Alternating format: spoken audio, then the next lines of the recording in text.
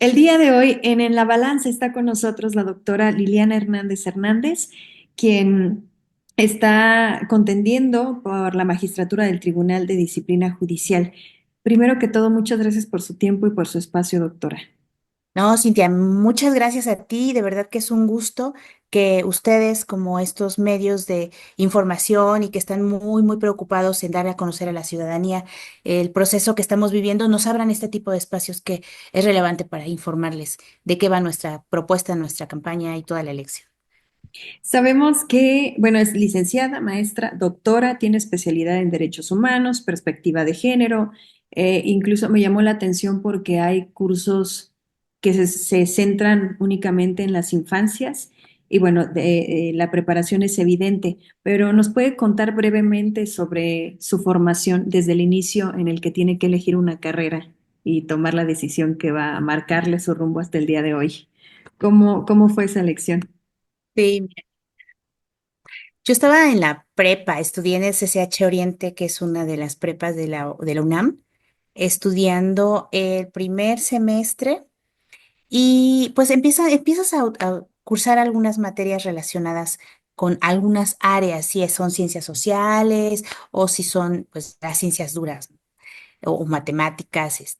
Pero yo siempre tuve como esta idea de cursar ciencias sociales.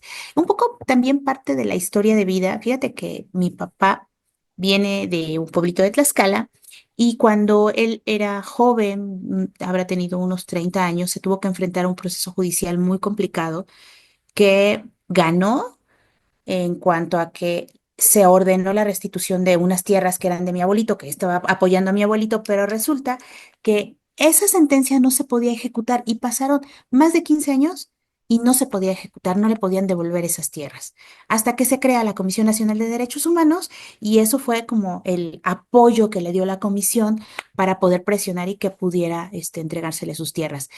Este proceso de los 15 años que te estoy diciendo prácticamente fueron mi infancia donde yo tuve que vivir pues esta etapa de que mi papá no estaba contratando abogados, los abogados le pedían dinero para hacer trámites y las cosas no avanzaban y esta situación que pues vivimos desafortunadamente de corrupción que pues nos tocó y que se me quedó mucho de chiquita y justo cuando estaba en la prepa pues estaba con esta idea de yo quiero ser abogada cuando sea grande.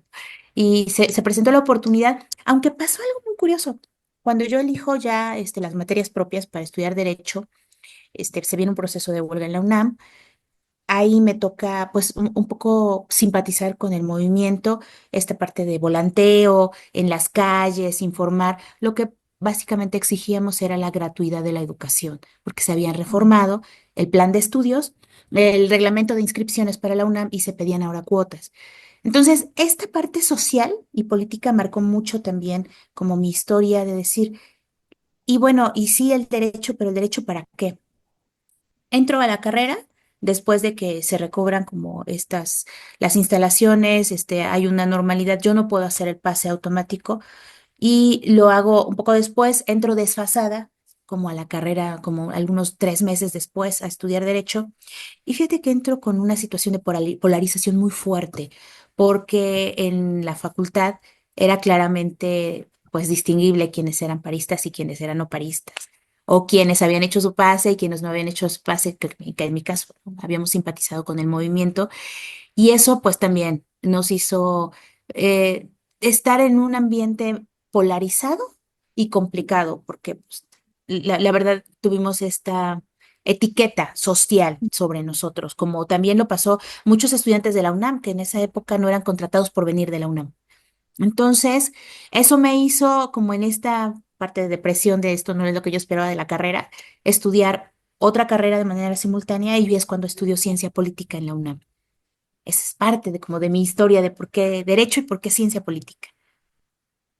¿Y cómo termina co- como uniendo estas dos partes y teniendo las especialidades que el día de hoy ha elegido? Porque mucho va a derechos humanos, le determina en algún punto la perspectiva de género. O sea, sí son muy Sí, específicos los talleres y cursos que ha tomado. sí, claro. Fíjate que, bueno, estudio ciencia política, termino la carrera. Antes de terminar la carrera, esta parte pues social, como de ayudar impactar de alguna forma, me lleva a trabajar, a estudiar, bueno, a hacer mi servicio social primero en el Instituto Federal de Defensoría Pública. Ahí se abre la posibilidad de que pueda entrar a trabajar. Concurso en una convocatoria abierta, me quedo y empiezo a trabajar en materia penal en un tribunal unitario. Pero el trato y el contacto que había tenido yo con las personas, generalmente personas de escasos recursos, que no tienen un dinero para pagar un abogado, pues nos hace concientizarnos más de la necesidad de la justicia.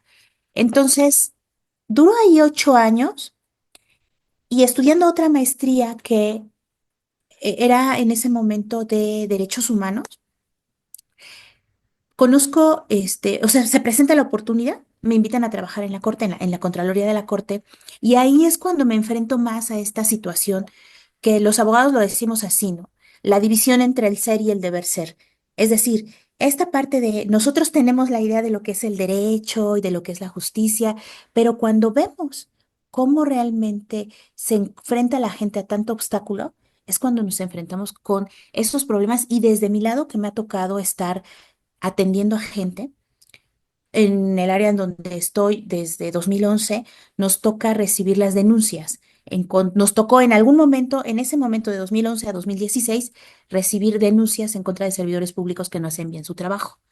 Entonces, ahí es cuando empiezo a ver que pues hacen falta muchos instrumentos porque la reforma en derechos humanos fue de 2011 y yo entro en 2011 a la Corte y veo esta dificultad de faltan instrumentos para atender específicamente casos. Y es cuando me empiezo a interesar más en el estudio de los derechos humanos. Entonces, entro a estudiar en la escuela, de lo que hoy es la Escuela Federal de Formación Judicial, la parte de derechos humanos. Me llama mucho la perspectiva de género y lo comento así porque uno a veces siendo mujer no se da uno cuenta de las dificultades o no se da una cuenta de las dificultades que vamos teniendo en los distintos ámbitos de nuestra vida. Y ahí empecé a mentalizar, por ejemplo, cosas como que yo vivía en el Estado de México y para estudiar en la UNAM me trasladaba 2 horas, a veces 2 horas y media diario, ida y el regreso. Pero yo no sabía por qué, por ejemplo, no me gustaba usar vestido, no me gustaba usar falda. Y después empecé a mentalizar, claro, las agresiones en el transporte público, el que pasaras por la calle, llegaras de noche, pues era una manera de cuidarte. Entonces, esas cositas como esas que empiezas a visibilizar a raíz de estudiar cosas ya muy específicas, por ejemplo, la perspectiva de género. Entonces, ese fue como mi primer acercamiento. Después se dio oportunidad también de estudiar derechos humanos en la Flaxo, que es la Facultad Latinoamericana de Ciencias Sociales, y ahí me abren más los ojos porque así como está la perspectiva de género, pues está el enfoque de derechos humanos, el enfoque de comunidades indígenas, el enfoque de adultos mayores, el enfoque de niñez, que al final son una especie de lentes que nos permite ir analizando en circunstancias específicas los casos, porque sí es cierto, ¿no? O sea, uno clama por igualdad en los procesos, pero también es importante que veamos esas particularidades que nos pongan realmente en un contexto de igualdad, porque a veces pasa que si una mujer, por ejemplo, reclama una pensión, pero su esposo es un hombre con poder, no hay igualdad en el procedimiento. Entonces se requieren tomar ciertas medidas para efecto de que realmente se esté en condiciones de igualdad y el proceso no generen discriminaciones. Con esta trayectoria, ¿qué es lo que la motiva para, fuera de estar en otras áreas del derecho, concentrarse en el tribunal que va a vigilar a los que imparten la justicia? Mira, esta experiencia que yo he tenido, que ya son prácticamente 14 años en el ámbito de la responsabilidad administrativa, me ha hecho advertir, primero, cuáles son estas deficiencias estructurales, porque desde el andamiaje jurídico de cómo están construidas las normas que uno observa al momento en que desarrollas un procedimiento o estás desahogando pruebas, dices, ah, caray, pero es que la norma no prevé esta situación específica. ¿Qué acción vamos a tomar de manera que el servidor o la servidora pública pues no se quede parado y no actúe? Al final se tiene que brindar justicia. Entonces, esta realidad con la que me ha tocado vivir en el trabajo me ha hecho reflexionar sobre que hacen falta cosas que trabajar, por supuesto, en términos jurídicos, pero también hace falta mucha sensibilidad y mucha empatía, porque al final quienes estamos desempeñando una función pública somos personas y a quienes estamos juzgando también son personas. Entonces, a veces tenemos una idea y que nos ha hecho también esta parte de la educación jurídica tradicional decir, es que la justicia es esta mujer que tiene vendados los ojos Mm. para efecto de no ver las particularidades.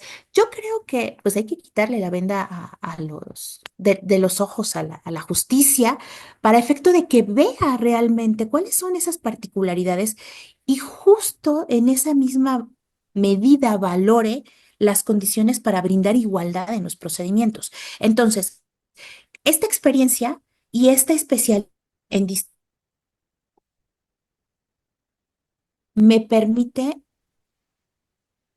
pensar que desde el Tribunal de Disciplina Judicial podemos tener las herramientas necesarias para vigilar que la función que realicen jueces y magistrados se realiza correctamente. Es decir, creo que más bien considero que tengo las herramientas necesarias para poder vigilar que quien realice la función de justicia la haga como se debe hacer, conforme a la Constitución, a las leyes, a los procedimientos, a los precedentes jurisprudenciales. Entonces, es eso lo que me anima de decir, veo, la experiencia me ha dado esta visión de la realidad que creo que puedo cambiar desde esta posición con las herramientas con las que cuento. ¿Qué mecanismos existen o cuáles faltan o si ya están previstos con este nuevo tribunal para evitar que la justicia encubra a miembros, que ha ocurrido en otras ocasiones, que no se proteja a sí mismo cuando hay fallas internas? Claro. Hay un paradigma muy importante que se plantea con el Tribunal de Disciplina, porque a la par que se va a juzgar conductas, lo que nos va a facultar la ley orgánica es analizar cómo ese juzgador realmente utilizó, por ejemplo, algo que le llaman inferencias probatorias, es decir, del caso que está analizando, cómo es que una prueba más otra prueba le lleva a su conclusión. Ha pasado, y esa es la queja de la ciudadanía en muchas ocasiones, que es que el juez resolvió, pero ni siquiera vio las pruebas que yo ofrecí. Entonces, lo que va a poder hacer el Tribunal de Disciplina Judicial es analizar si eso jurídicamente se llama inferencia probatoria, o como una prueba de otra prueba más otra prueba le lleva a tu conclusión. Entonces, eso vamos a poder analizar desde el Tribunal de Disciplina. ¿Cómo es que la labor que está realizando el juez o la jueza, magistrado o magistrada, realmente se soporta en las pruebas? O bien, ha pasado también ese es otro clamor de la ciudadanía es que cuando resolvió, el juez emitió su sentencia, pero está en contra de la jurisprudencia, no aplicó jurisprudencia. ¿Qué es la jurisprudencia? Son criterios que se emite desde la propia corte o los propios tribunales respecto a cómo debe interpretarse una ley. A veces la ley no es tan clara. Por ejemplo, en una situación en donde pensemos en esta concesión de pensiones, es que las pensiones solo son para las mujeres cuando enviudan, pero la ley no te dice si después de haber enviudado la mujer se quiere casar y tiene derecho a pensión. Eso no lo establece la ley.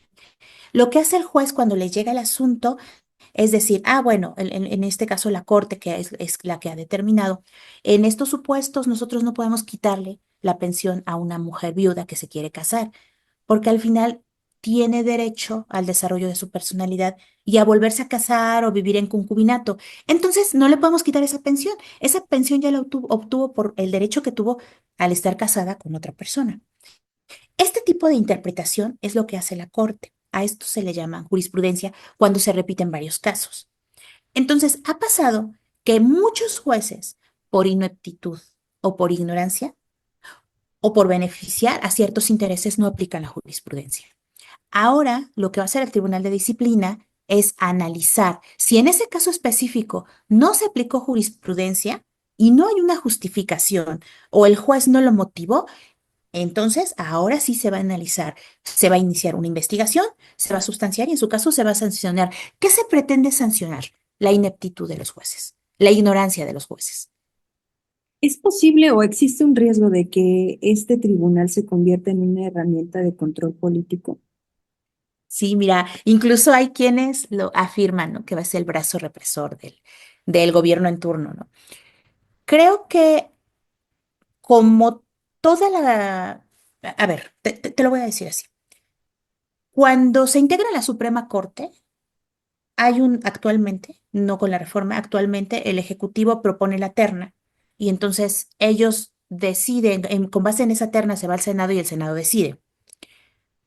Este mecanismo de designación de los ministros y ministras había sido criticado, aunque muy poco criticado, en relación a que generaba una especie de politización. Había una dependencia política de los integrantes de la Suprema Corte hacia el Ejecutivo. Esas eran nuestras reglas. Hoy lo que se plantea con la reforma es que ya no sea un poder quien proponga o quien designe, sino que, en principio, claro, emana de un proceso de selección en donde el Comité Ejecutivo, Legislativo y Judicial previamente analizaron perfiles. Y en esa parte, por ejemplo, en mi caso, yo presenté la solicitud para los tres comités, Ejecutivo, Legislativo y Judicial. En el judicial paso la primera parte y llego hasta las listas de idoneidad. Todos sabemos que finalmente el comité del Poder Judicial terminó renunciando y que hasta esa etapa se quedó y todos los que habían quedado en listas con esos primeros requisitos se fueron a listas y los que a lista directa, pase directo, a boleta, y los que eran más candidatos que lo que exigía la plaza, pues se fueron a insaculación. Yo me fui a pase directo porque solo fuimos dos mujeres electas para el Tribunal de Disciplina en el Poder Judicial de la Federación. En el caso del Ejecutivo, entro también, paso todos los filtros y también me quedé como candidata del Poder Ejecutivo Federal. Entonces, soy candidata de dos comités. Y en el caso del legislativo, ya no me quedé en la lista final. Llegué a entrevista y ya en la entrevista, pues ya no fui seleccionada, entonces ya no fui candidata del legislativo. Pero esto qué permite, en mi experiencia, permite que quienes tenemos un perfil profesionalizante, que quienes cumplimos con los requisitos y quienes tenemos el compromiso, podamos ser elegidos. O sea, es esta posibilidad de aspirar a un cargo y cumpliendo los requisitos, pues ser electos en los comités. Ahora, una vez que el comité determina que se cumplen con los requisitos de idoneidad, con el perfil, con la experiencia, ahora sí es el pueblo, es la ciudadanía la que puede elegir dentro de esos candidatos a quienes van o quienes van a ocupar esos cargos. ¿Cuál es la ventaja? Que al final, como cualquier otra reforma, es un primer intento por democratizar al Poder Judicial. ¿Cuál es la ventaja? Que esto le da legitimidad democrática al Poder Judicial al provenir de una elección popular. ¿Cuál es el reto? Que la ciudadanía se informe. Entonces, ¿cómo evitar que haya una politización? Creo que también es una responsabilidad de la ciudadanía, ¿no? Analicemos los perfiles, informémonos, y no solo los perfiles de ahorita, ¿no? No solo qué es lo que nosotros estamos vendiendo, sino en esta parte como comercial que a veces se llega a entender en las campañas. Yo creo que ese es un consejo que le daría a tu audiencia. Analicen también cuál es esa historia de vida, esa historia profesional que hay detrás de cada candidato para que les permita tener un voto consciente e informado. Entonces, si hay un riesgo, como cualquier designación, al final las personas que ocupan un cargo son personas con intereses, con ideologías, pero también habemos personas con compromiso social. Entonces, eso es creo que lo importante que la gente pueda identificar. Y respecto a la opinión pública, ¿debe existir algún peso de esta parte en cualquier proceso que se lleve a cabo o la justicia disciplinaria tendría que aislarse de todos estos comentarios externos? Algún peso, digamos, ok, mira, lo- una de las propuestas que yo planteo en este proceso es la existencia de un observatorio ciudadano de disciplina judicial. ¿Eso qué implica? La creación de un mecanismo que permita establecer un diálogo de comunicación constante entre el Tribunal de Disciplina y la ciudadanía. Un poco para responder a tu pregunta, me parece que debe haber este canal abierto, y no solo con el Tribunal de Disciplina, sino con cualquier institución de gobierno, porque al final las instituciones están creadas ¿para qué? Para poder dar una mejor forma de vida a todas las personas y no al revés. Entonces, por eso creo que debe haber esta comunicación constante, de manera que también el Tribunal de Disciplina que tiene como puede correr este riesgo de ser un mecanismo de control, pero llegando a los mejores perfiles, me parece que ese riesgo se puede evitar. Al mismo tiempo, este observatorio ciudadano lo que va a ejercer es una especie de control, de manera que también revise la función de quienes vamos a formar parte del Tribunal de Disciplina. Porque si tú tienes una institución que no está sometida a controles, va a ser una institución que a la larga el ejercicio del poder no sabes en qué sentido lo va a realizar. Entonces, si tienes una institución que pueda tener un control, como lo es a través del control del Observatorio Ciudadano, esto le va a permitir a la ciudadanía poder vigilar al Tribunal de Disciplina y pedirle cuentas, que al final eso es lo que queremos, un tribunal de disciplina que realice su trabajo, que sea transparente, pero que también esté vigilado. Y bueno, parte de la información que es pública de su perfil habla de la capacitación obligatoria. ¿Qué cree que es más urgente? ¿Que se mejore la capacitación de los jueces, que se fortalezcan todas las instituciones o que se le dé acceso a los sectores vulnerables? Yo creo que no están peleadas ambas actividades. Desde 2011, en el caso Radilla Pacheco, la Corte Interamericana lo que obligó al Estado mexicano es a capacitar al personal jurisdiccional en temas de derechos humanos.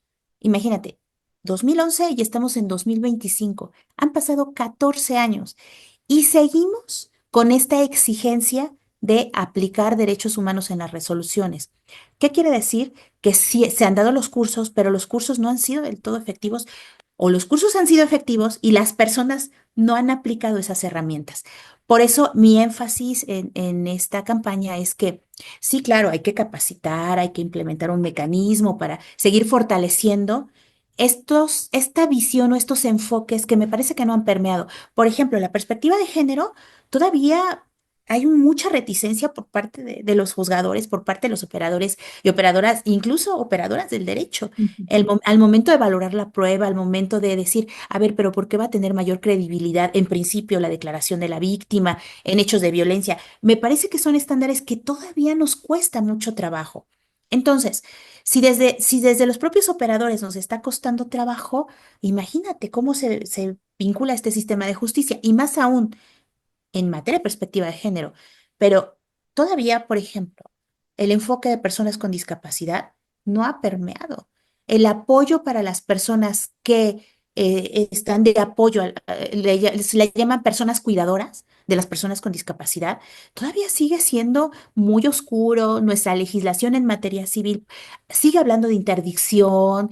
Entonces, hay un montón de cosas que trabajar y esto impacta en los jueces que resuelven, porque siguen considerando a las personas con discapacidad que no tienen capacidad para decidir. Y siguen considerando, por ejemplo, que los niños, en el caso de los asuntos que involucran niños, niñas, adolescentes, son incapaces también.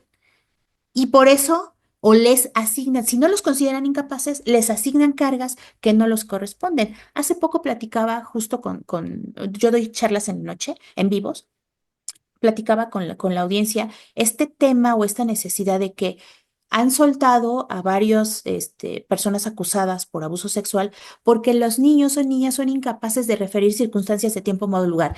Es decir, es que no me dijo cuándo me agredió, le agredió a la niña, ¿no? No me dijo exactamente qué le hizo o cómo iba vestido o cosas que son absurdas considerando el nivel de desarrollo. No solo me refiero al intelectual, sino emocional. Y que además que en función de la edad, las personas también, y en general no solo de la edad, sino de las circunstancias, vamos estableciendo bloqueos psicológicos ante hechos traumatizantes. Entonces, exigir este tipo de cosas me parece un exceso, pero que es fruto también del desconocimiento, de la ignorancia, de la a veces ineptitud de quienes están de este lado de la justicia, y por eso es importante fortalecer este tipo de mecanismos, especialmente para sectores vulnerables. Doctor Hernández, si tuviese que elegir tres valores que son su fortaleza y que la representan, ¿cuáles serían estos tres valores? La honestidad, la transparencia y el compromiso. Y si tuviese la oportunidad de cenar con algún personaje histórico, ¿con quién elige cenar y qué le preguntaría? Ay, me la pones bien difícil. Nada más uno. Puede ser una mesa Sí, ¿verdad? de Puede con ser cuatro sillas. un cóctel de... Pues mira, la verdad es que yo desde muy chiquita admiro a Sor Juana Inés de la Cruz. Me parece un referente en mi vida, porque aparte yo crecí en Ixtapaluca y me quedaba muy cerca a Meca, donde ella creció, nació, creció. Creo que Sor Juana Inés de la Cruz para mí es un referente y es una mujer que en el momento histórico en el que vivió se atrevió a hacer cosas que solo podían hacer los hombres. Entonces yo creo que platicaría largo y tendido con Sor Juana Inés de la Cruz si tuviera esa posibilidad, pero me lo limitaste mucho, así que bueno, por lo pronto Sor Juana Inés de la Cruz creo que podría ser. Muy bien. ¿Qué cree que es peor, un inocente en la cárcel o un culpable en libertad? Yo creo que un inocente en la cárcel. Sí, he conocido a muchas personas que están, y generalmente personas de escasos recursos, que siguen estando en las cárceles y que la idea hoy con esta reforma es que esto ya no pase, ¿no? Que ya no haya más inocentes en cárceles. ¿Y qué significa para usted hacer justicia más allá de aplicar la ley? Hacer justicia implica materializar la posibilidad de que podamos convivir en sociedad y que ante la vulneración de un derecho por igual podamos exigir que ese derecho se respete y si no se respetó, reparar el daño a quienes vieron vulnerado su derecho. Doctor Hernández, muchísimas gracias por su tiempo. Le deseamos mucho éxito. Muchas gracias a ti. Ya nada más. Por último, si me dejas cerrar con que es mi eslogan de campaña, que pues la ciudadanía tenga esta presente, que podemos reivindicar a la justicia como un instrumento de cambio social.